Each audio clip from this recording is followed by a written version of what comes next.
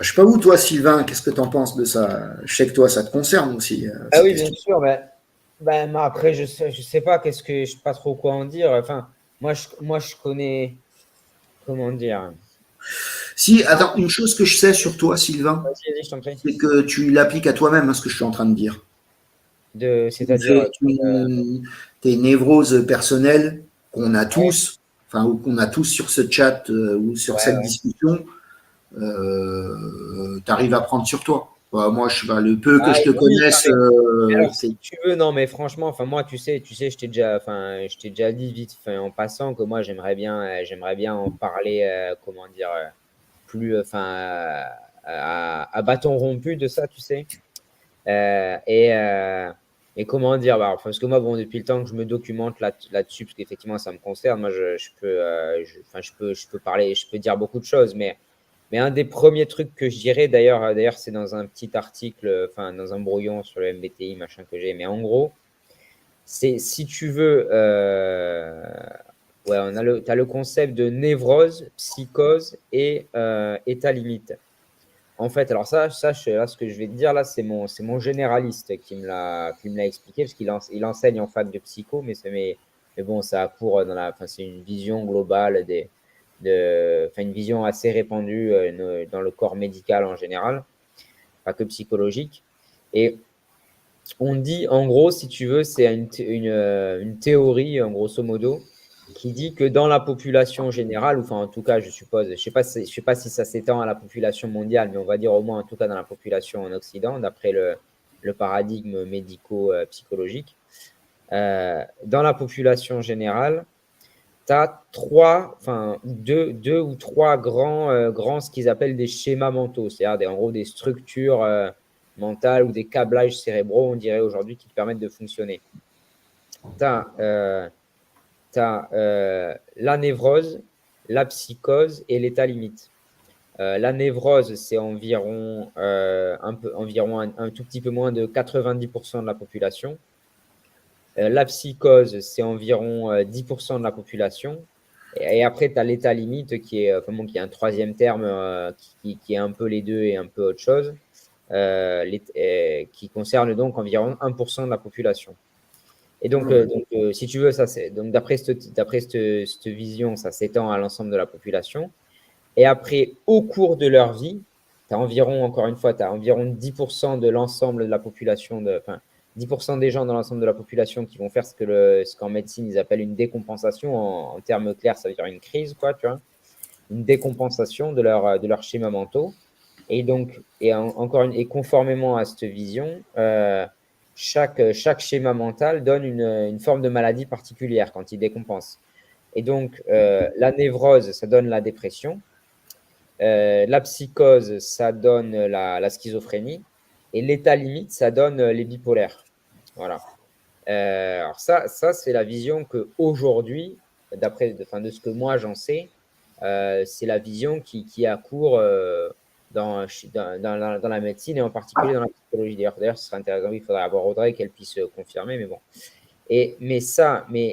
Donc ce grand triptyque de névrose, psychose, limite. Oui, pardon, non, pardon, excuse-moi, j'oublie de préciser. Voilà, donc on dit qu'il y a 10% environ de la population qui décompense au moins une fois dans sa vie. Et il se trouve que cette vision de la médecine recoupe les statistiques de la psychiatrie, où on trouve qu'il y a environ 10% de déprimés, donc 10% de un peu moins de 90%, ça fait enfin, 9% si tu veux, 9% de déprimés, de dépressifs, pas de déprimés, pardon, de dépressifs, c'est-à-dire 9% de dépressifs dans la population générale, environ 1% de schizophrènes, donc on retombe encore une fois sur 10% de psychotiques, donc 1% de schizophrènes, et 0,1% de bipolaires, donc 10% d'1% d'état limite. Donc ça c'est une première chose, c'est intéressant à savoir, c'est un truc très basique pour se repérer un peu là-dedans, les trois grands schémas mentaux. Mais il se trouve en fait, si tu veux, voilà, moi ce que j'ai cru pouvoir identifier dans la psychiatrie d'aujourd'hui, c'est que c'est une discipline, qu'on la considère une science ou non, mais c'est une discipline qui tire largement enfin, oui, dont les origines se confondent largement avec celles de la psychanalyse. Et, Et aujourd'hui, aujourd'hui, évidemment, ça fait pas, ça a pas très bonne presse, la psychanalyse, enfin, au niveau de la considération de scientificité. Est-ce que c'est scientifique? Si tu veux, c'est très critiqué maintenant, la psychanalyse. Mm. Donc, la psychiatrie, elle essaye de redorer son blason en se donnant des airs, des apparats de sciences dures, etc. Ouais. Mais ça marche pas, quoi. Ils sont trop profondément endigués dans le paradigme psychanalytique des origines. Et en fait, voilà, et donc ce truc, bon, même si c'est vraiment des grands schémas, hein, psychose, névrose, état limite, dépression, schizophrénie, bipolarité, mais il se trouve que ça vient, en fait, alors vous avez tous entendu parler déjà du DSM, tu sais, le Ouais, ouais. Diagnostic and Statistical Manual, le manuel diagnostique et statistique des troubles mentaux.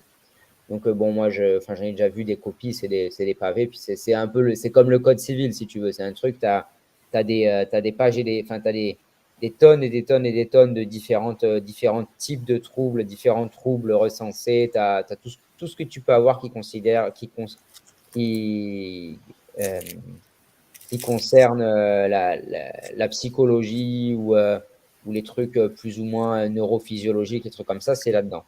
Et, enfin, alors ça, le DSM, c'est américain. Nous, en France, on a aussi la CIM, la Classification internationale des maladies, qui, alors, je ne suis pas tout à fait sûr, si je ne dis pas de bêtises, c'est établi par l'OMS, l'Organisation mondiale de la santé. Mais voilà, et donc le DSM, aujourd'hui, on a la version 5 qui a été publiée en 2014 aux États-Unis et en 2015 en France. Ouais, je crois que c'est ça. Ouais.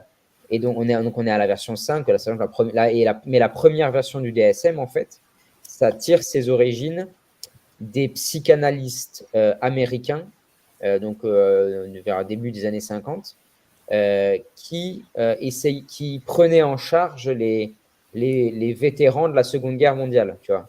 C'est-à-dire que les mecs qui Ouais. revenaient, ou du Vietnam d'ailleurs, peut-être, je sais trop quoi. Enfin, en gros comment on dit en français, les soldats vétérans. Les blessés de guerre, ouais. Ouais, ouais. Non, non, pas forcément. Bah, justement, pas forcément les blessés, mais si tu veux, enfin, c'est là qu'ils ils ont vu un truc nouveau. C'est de là que vient, par exemple, tu sais, ce qu'on appelle le PTSD, la notion de stress, de syndrome de stress post-traumatique. Tu vois, Mhm. ça vient de là. Ouais. Parce que en fait, ils ont vu que ben voilà, les mecs, ils rentraient. Bon, si tu regardes vite fait, tout a l'air normal, mais dans leur vie, ils te racontent qu'ils ont des attaques de panique, des bouffées délirantes, des attaques de Ouais. panique, qui sont très angoissés, qui machin. Et bon, puis voilà, bon, il n'a pas fallu. Enfin, faut pas être un scientifique, faut pas faire de la physique nucléaire pour se rendre compte qu'ils avaient subi des traumas du fait de la guerre. Mm. Euh, et donc, et donc, ça vient de là. À la base, le DSM, la psychiatrie, ça vient des psychanalystes, et j'insiste bien, ça vient des psychanalystes freudiens, enfin Ouais. freudiens et tutti quanti, et de tous les héritiers de Freud, qui essayaient de prendre en charge les blessés de guerre, les soldats vétérans. Mais voilà. Enfin bref, voilà. Non, mais c'est intéressant ce que tu dis, ces classifications. Et